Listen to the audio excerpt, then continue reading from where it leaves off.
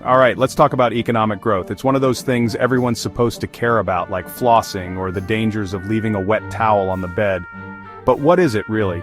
In the simplest terms, economic growth means an economy is producing more goods and services than it was before. Think of it like this. If the economy were a pizza, growth means we're making a bigger pizza. More pizza for everyone. Sounds great, right? But hold on, it's not just about baking more metaphorical pizzas. Economic growth is typically measured by something called gross domestic product, or GDP. This GDP thing tracks the total value of everything produced within a country's borders. So, more stuff produced equals higher GDP, which generally means the economy is growing. Of course, like most things in life, it's not quite that simple. You see, economic growth can be driven by increased production, meaning we're making more pizzas, or by increased consumption, meaning we're buying and eating more pizzas. Ideally, we want both. More production means more jobs and more stuff to go around. More consumption means people have money to spend and businesses are thriving. But here's the kicker. Sometimes we get a little too focused on eating pizza and forget about making sure there's enough dough to go around. Now, where does family size fit into all of this pizza-fueled economic growth? Well, it's complicated. On the one hand, more people means more mouths to feed, more clothes to buy, more houses to build. That sounds like a recipe for increased consumption, which can drive economic growth. Businesses love it when there are more customers, right? But here's the catch. More people also means more competition for resources. Jobs, housing, education, healthcare. Suddenly, that bigger pizza needs to be sliced into a lot more pieces. If the economy isn't growing fast enough to keep up with a growing population, you end up with a lot of people fighting over crumbs. Not exactly a recipe for a happy family dinner. So, does that mean we should all just stop having kids for the sake of the economy? Of course not. But it does highlight the importance of sustainable growth that benefits everyone, not just a select few.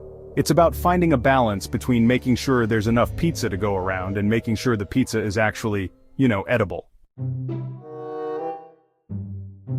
Now let's talk about the difference between individual economics and the economics of an entire state.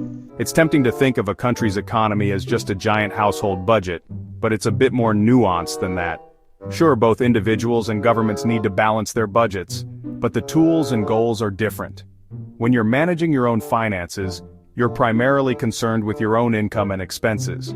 You work, you earn money, you spend that money on things you need and want. Simple, right?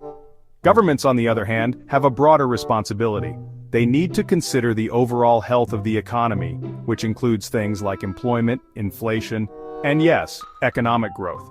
This means governments have tools at their disposal that individuals don't, like the ability to print money.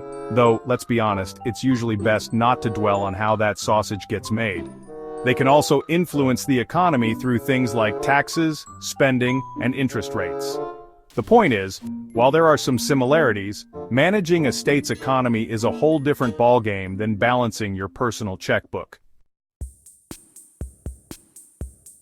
Finally, let's address the elephant in the room: greed. Is economic growth just a fancy way of saying we're all becoming greedy consumers, endlessly chasing after the next shiny object? Well, it's not that simple. Yes, consumption is a key driver of economic growth. When people spend money, businesses thrive and the economy grows. But here's the thing. Spending and consumption aren't inherently bad. In fact, they're essential for a healthy economy. The problem arises when consumption becomes excessive, when we're buying things we don't need, racking up debt, and depleting resources at an unsustainable rate. That's when greed rears its ugly head.